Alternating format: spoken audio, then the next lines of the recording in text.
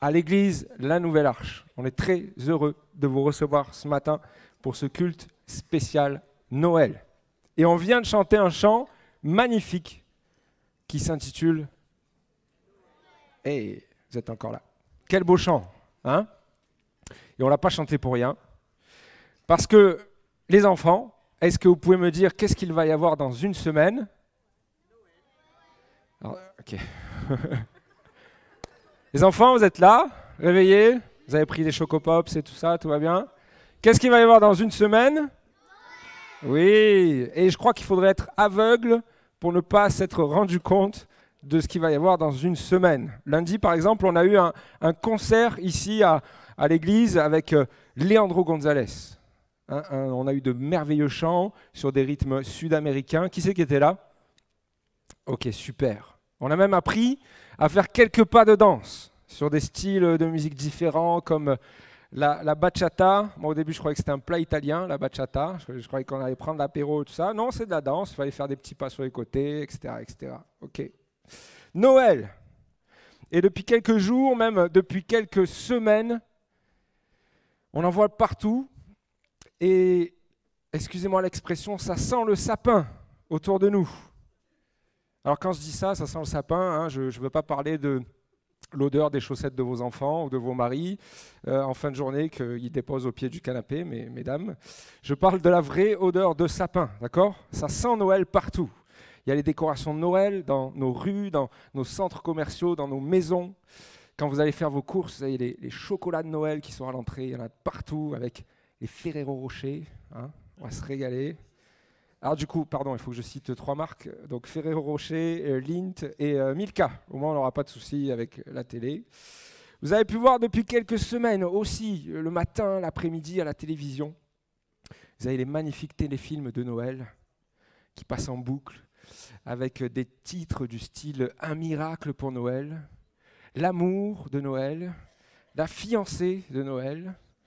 Que des films où vous avez la belle Kate qui retourne dans le village de son enfance, le village de Chesterfield, et elle glisse sur une plaque de verglas et elle tombe dans les bras du beau Jack. Hop, il la rattrape et en l'espace de 3 jours, ils reprennent la boutique de jouets du village tenue par le sosie du Père Noël. Et en plus, ils tombent follement amoureux et ils se marient. Tout ça en une semaine. Wow. Ouais, c'est super rapide, hein, on est d'accord. Qui dit Noël dit aussi... Non, pas le coca, le gars qui boit le coca, du coup.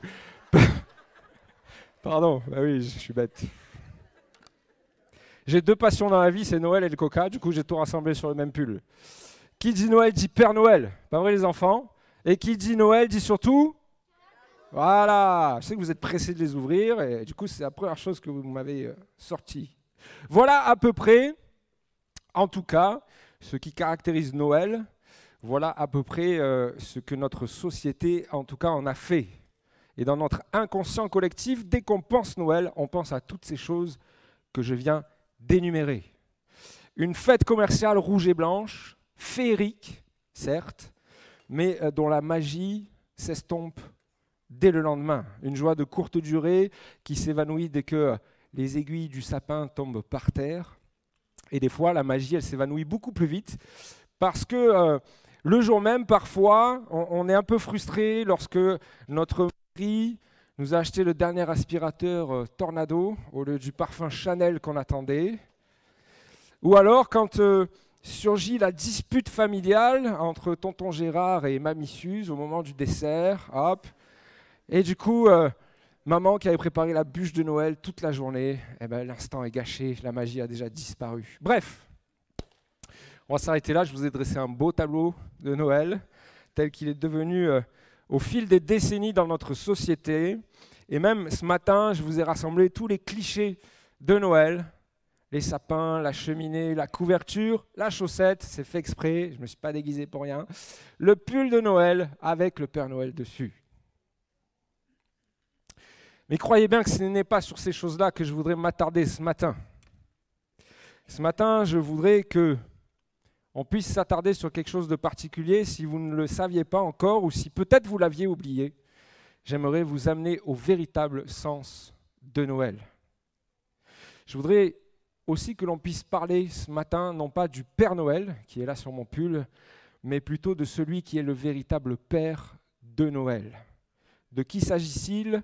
Notre Père à tous, celui qui est à l'origine de toutes choses, celui qui nous a donné la vie, celui que la Bible nous amène à découvrir. Éphésiens 4:6 nous dit qu'il n'existe qu'un seul Dieu et Père de tous, qui est au-dessus de tous.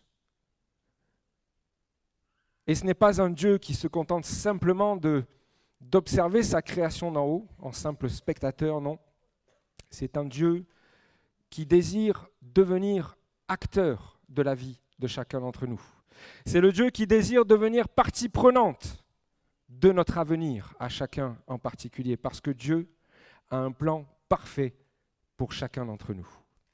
Et je voudrais prendre le temps, pas trop longuement bien sûr, parce qu'on est là surtout pour voir nos enfants, mais je voudrais prendre le temps de vous expliquer comment Dieu a mis en place le moyen de s'abaisser jusqu'à nous, le moyen par lequel se manifeste l'amour que Dieu a pour chacun d'entre nous. Et c'est là le sens premier de Noël.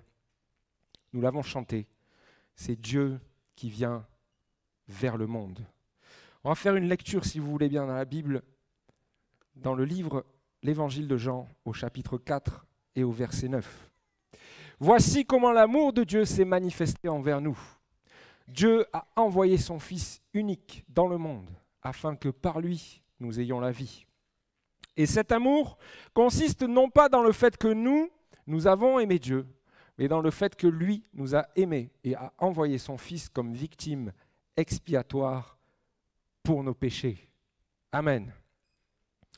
Plusieurs choses essentielles à retenir dans ce verset. Premièrement, il est question de l'amour de Dieu pour chacun d'entre nous. Dieu nous a créés. C'est lui qui a créé l'homme, la femme, le premier homme, Adam, la première femme, Ève. Dieu a donné la vie à chacun d'entre nous. Apocalypse 4:11 nous dit que Dieu a créé toutes choses. Et c'est par sa volonté qu'elles existent et qu'elles ont été créées. Et ce matin, si tu as pu te lever, sortir de ton lit, et si tu as pu t'asseoir sur cette chaise, dans cette église, c'est uniquement par la volonté de Dieu. Dieu aime chacun d'entre nous, sans faire de distinction comme on pourrait le faire nous. Dieu t'aime sans se soucier de ton physique, de tes capacités intellectuelles, de ta condition sociale ou je ne sais quoi encore. Dieu t'aime.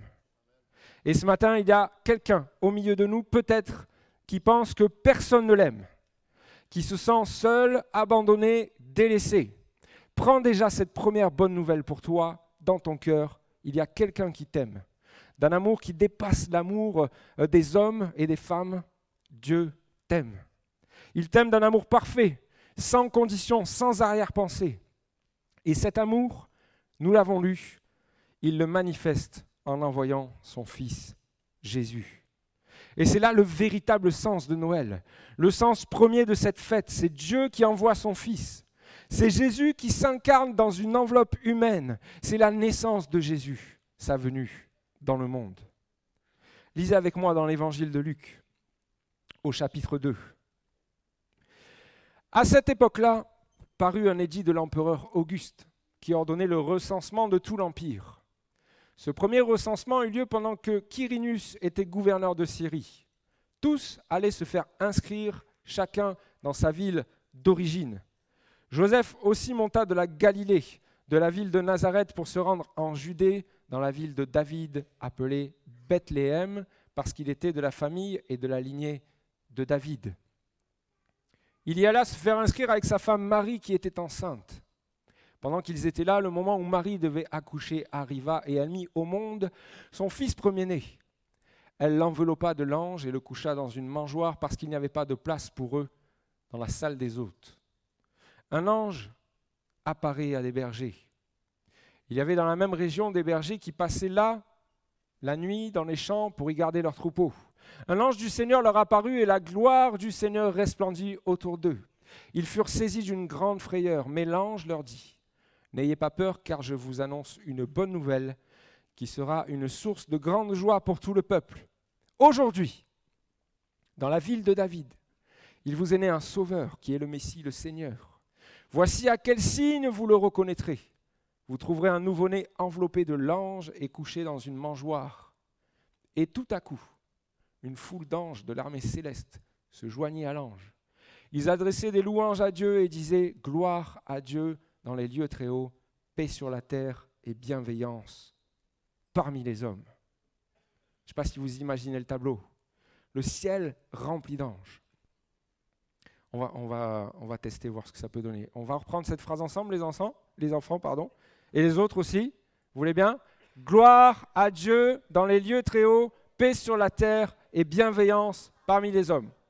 Merci les enfants. Les autres, je crois que les anges, ils étaient plus en forme. Hein. On commence? Gloire à Dieu dans les lieux très hauts, paix sur la terre et bienveillance parmi les hommes. Quelle proclamation! Jésus, c'est la paix de Dieu qui descend sur terre. Jésus, c'est la bienveillance de Dieu parmi les hommes. Jésus, c'est la manifestation de l'amour de Dieu pour chacun d'entre nous. Alors, on pourrait se contenter de ce constat, repartir tout joyeux, écouter le sketch des enfants, faire le petit apéro après, et tout va bien. Mais si on fait attention au passage que nous venons de lire, il y a deux manières de voir Jésus. Et parmi ces deux manières, il y en a une qui ne vous apportera rien dans la vie. Par contre, la seconde, elle est la véritable raison de la venue de Jésus. Elle est la motivation de ce que Dieu a mis en route en donnant son Fils. Soit on reste avec cette image du bébé emmailloté dans la crèche, couché dans une mangeoire, avec Marie, Joseph, l'âne, le bœuf. Vous voyez un peu la crèche qu'on a dans nos mairies ou qu'on a dans nos salons, comme le verset 7 et le verset 12 nous décrit.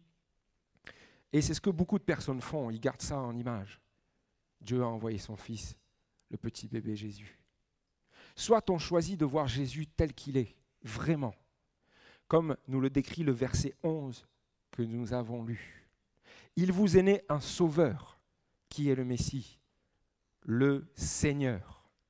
Jésus est venu pour accomplir quelque chose. Et ce quelque chose, c'est le plan de salut que Dieu a voulu pour sa création, pour chacun d'entre nous. Jean 3,16 nous dit « Car Dieu a tellement aimé le monde qu'il a donné son Fils unique afin que quiconque croit en lui ne soit pas perdu, mais qu'il ait la vie éternelle. Dieu n'a pas envoyé son Fils dans le monde pour condamner le monde, mais pour sauver le monde par lui. Celui qui croit au Fils n'est pas condamné, mais celui qui ne croit pas est déjà condamné parce qu'il n'a pas cru au Fils unique de Dieu. »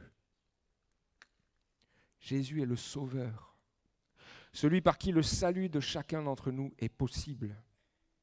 Remarquez bien que j'ai dit « possible ». Parce que le salut, chers amis, n'est pas automatique, comme pourraient nous le faire croire certains. Non. Le salut n'est pas non plus dépendant de telle ou telle bonne action que je pourrais accomplir dans ma vie en me disant « mais moi, en fait, je suis quelqu'un de bien, ça va, je fais des choses bien autour de moi ». Et on ne pourrait pas vivre comme ça en attendant une contrepartie pour être sauvé. Non. Le salut n'est dépendant que d'une seule condition. Et cette condition, nous venons de la lire, c'est croire. Mais croire quoi? Croire que Jésus est le Fils de Dieu. Croire que Jésus est venu manifester l'amour de Dieu pour toi, pour moi. Mais pas que ça. Romains 5, 8 nous dit « Mais Dieu nous a prouvé à quel point il nous aime. Le Christ est mort pour nous, alors que nous étions encore pécheurs. » Verset 10, « Nous étions les ennemis de Dieu, mais il nous a réconciliés avec lui par la mort de son Fils. À plus forte raison, maintenant que nous sommes réconciliés avec lui, serons-nous sauvés par la vie de son Fils. » Christ est venu nous réconcilier avec Dieu. Vous allez peut-être me dire, vous êtes bien gentil, pasteur, mais moi je ne me rappelle pas m'être embrouillé avec Dieu, personnellement, et je ne vois pas pourquoi j'aurais besoin de me réconcilier avec Dieu. Et en plus, j'ai jamais eu affaire à Dieu. En général, on s'embrouille avec les gens avec qui on est en contact. laissez-moi vous expliquer, vous décrire une réalité de la Bible, une réalité spirituelle. C'est que au commencement de la création, la Bible nous expose comment Dieu a créé toutes choses. Et parmi ces choses, il y avait l'homme et il y avait la femme. Et la volonté de Dieu pour eux était qu'ils puissent vivre pour l'éternité dans sa présence, dans un lieu qu'il avait prévu pour eux, qui s'appelait le Jardin d'Éden. Pourquoi ? Parce que Dieu avait préparé le meilleur pour sa créature. L'homme était destiné à vivre en communion avec Dieu dans sa présence. Il n'y avait qu'une seule règle à respecter. Il y avait plein d'arbres, de quoi se nourrir, etc., etc. Mais Dieu leur avait dit, vous ne mangerez pas des fruits de cet arbre qui est là, qui est l'arbre de la connaissance du bien et du mal. Mais la désobéissance d'Adam et Ève a entraîné, non pas que pour eux, mais pour l'humanité tout entière à venir, une conséquence énorme. La Bible nous dit dans Romains 5, 12 que par un seul homme, le péché est entré dans le monde. Et par le péché, la mort. De même, la mort a atteint tous les hommes parce que tous ont péché. Vous savez, après cette vie terrestre qui va osciller entre 60 et 100 ans pour les plus chanceux, nous sommes destinés à passer une autre vie, celle de l'éternité. Nos âmes sont destinées à l'éternité. Et à cause du péché originel, nous sommes destinés à passer l'éternité loin de la présence de Dieu. Nous sommes voués à une mort éternelle. Quelque chose a séparé Adam et Ève de la présence de Dieu, et ce quelque chose, c'est le péché. Et depuis le péché, comment je peux vous expliquer ça ? Il est un peu inscrit dans notre ADN, spirituellement parlant. Il est attaché à notre condition humaine. Mais dans son grand amour, pour chacun d'entre vous, et pour moi aussi, Dieu n'a pas voulu laisser les choses ainsi. Colossiens 1,20 nous dit que Dieu a voulu tout réconcilier avec lui. Et Jésus est venu pour être le médiateur de cette réconciliation. 1 Timothée 2,5 nous dit il y a un seul Dieu et aussi un seul médiateur entre Dieu et les hommes, c'est Christ. Pour que cette réconciliation soit possible, il a fallu que Jésus endosse son rôle de sauveur. Il ne s'est pas contenté simplement de descendre sur terre pour répandre la paix, la joie. Il est venu subir la condamnation qui nous était destinée à cause du péché. Nous devions être condamnés, mais c'est lui qui a été condamné. Nous devions mourir, mais c'est lui qui est mort. Mais là où un simple homme aurait fait office de martyr, Jésus, lui, a pris le dessus sur la mort. Et la Bible nous dit que 3 jours après, Dieu l'a ressuscité des morts. Et c'est par cette résurrection que nous pouvons avoir accès à la réconciliation avec notre Père, le seul vrai Père de Noël, qui a offert son plus grand cadeau pour chacun d'entre nous, Jésus. Alors on ne va pas se mentir, ce matin on est toute simplicité, transparent. Le mot Noël, il ne figure pas dans la Bible. La fête de Noël, elle ne figure pas dans la Bible. Je peux même vous dire que historiquement, elle a été instaurée par l'Église à partir du IVe siècle. Alors à l'époque, ils commençaient à se chamailler pour savoir quand est-ce que Jésus serait né. Il y en a qui disaient en avril, il y en a qui disaient en janvier, etc. etc. Et donc, l'autorité de l'Église a décidé que ce serait le 25 décembre. Comme ça, on clôt les débats.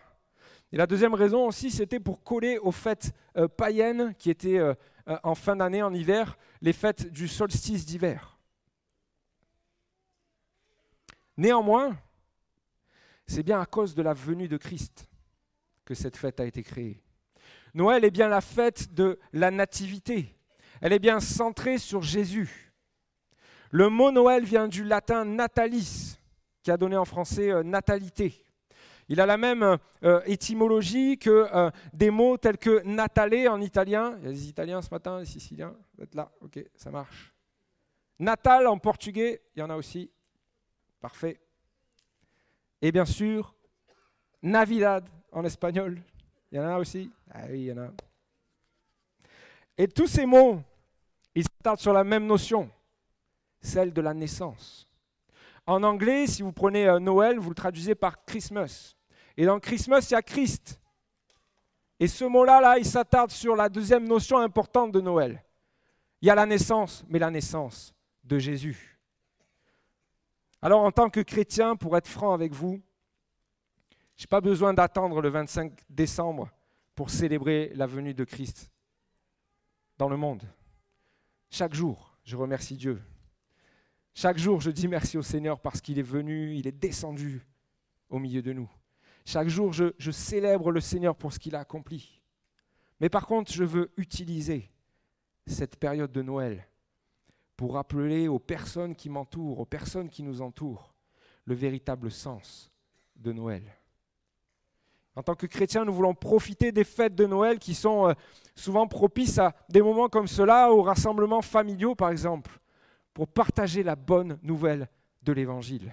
La bonne nouvelle de Christ qui est descendu jusqu'à nous pour accomplir le plan de salut nécessaire à chacun d'entre nous.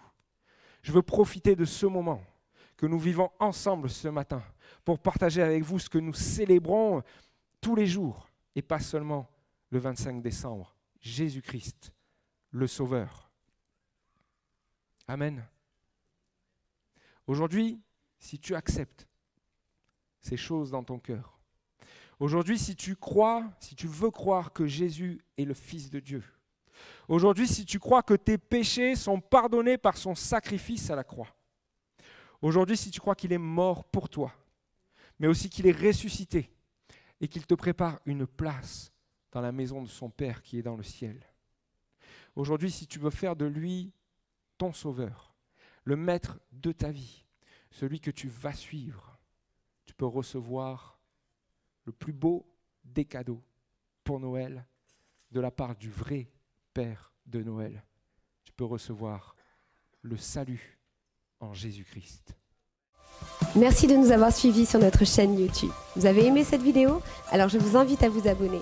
La vision de notre Église, c'est le salut en Jésus parce que lui seul sauve. Alors si vous souhaitez en savoir plus, si vous avez des questions, n'hésitez pas à nous contacter sur notre site internet www.eglishelena.fr.